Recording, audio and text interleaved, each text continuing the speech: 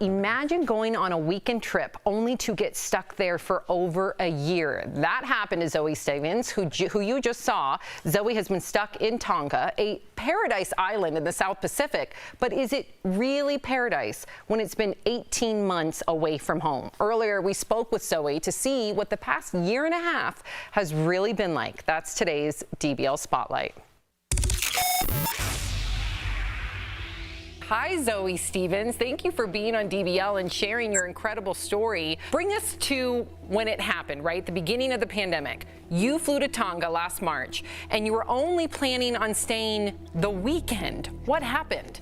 Oh man, it's a long time ago now. But basically, yeah, I arrived here, and the day that I arrived, the borders completely closed. So there was no way to get out. I tried to leave to Fiji, tried to leave to New Zealand, and yeah, was pretty stuck here from day one. And then Tonga went into lockdown for 3 weeks, during which Cyclone Harold came in the apartment that I was living in and stuff and flooded that place. So it's been a long and strange journey. Just when you think things can't get any worse, what happens? Tell us about the cyclone. Went out onto the balcony, and the wind was just so strong.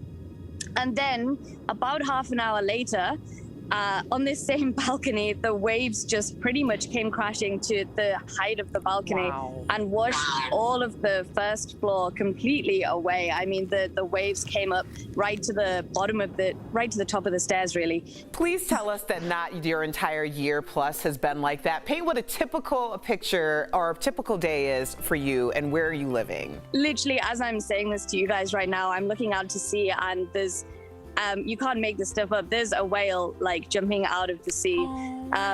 Because in Tonga, the humpback whales come here to the warmer waters to breed. Wow. A general day for me is very, very slow paced. It's very chill. We're so lucky here because we have no COVID restrictions. So Wow. There's still no COVID here. Unbelievable. I mean, you're living kind of pandemic free, even though you did have to initially go through a lockdown. So when you were in that lockdown, how did you deal with the isolation? What did you do then to pass the time? Yeah, that was super tough because I arrived and I didn't know anyone anyway.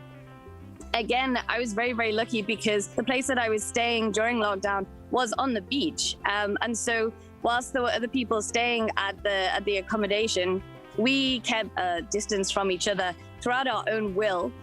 During that, it was just spending a lot of time chilling out on the beach. It was incredibly isolating to be thrown into that straight away. So I don't regret traveling during the pandemic. And even if you're stuck in a bad situation, in a good situation, I just believe that everything happens for that reason. So I'm very happy about this decision that I made. Zoe, before we let you go, since Tonga is such a small place, do you have any updates on what that Olympic guy who walks out with his shirt off all oiled up? What's he been up to? Do you got any updates for us? I was going to literally ask the same question. He's actually not in Tonga, and he hasn't been this whole time. Unfortunately, there are lots and lots of Tongans who are still stuck abroad, and I think he's one of them. I think he's in New Zealand, so you might have to find him there. But I can reassure you that he is a fair representation of most of the Tongan men here. All right, we're gonna track him down. We're gonna end it on that note. Thank you so much for sharing your incredible story with us. And to our viewers, you can check out Zoe's YouTube channel, Zoe Discovers, on her Instagram at Tonga Diaries. Thank you so much, Zoe. Bye-bye. We'll be right back. Thanks for having me. Bye.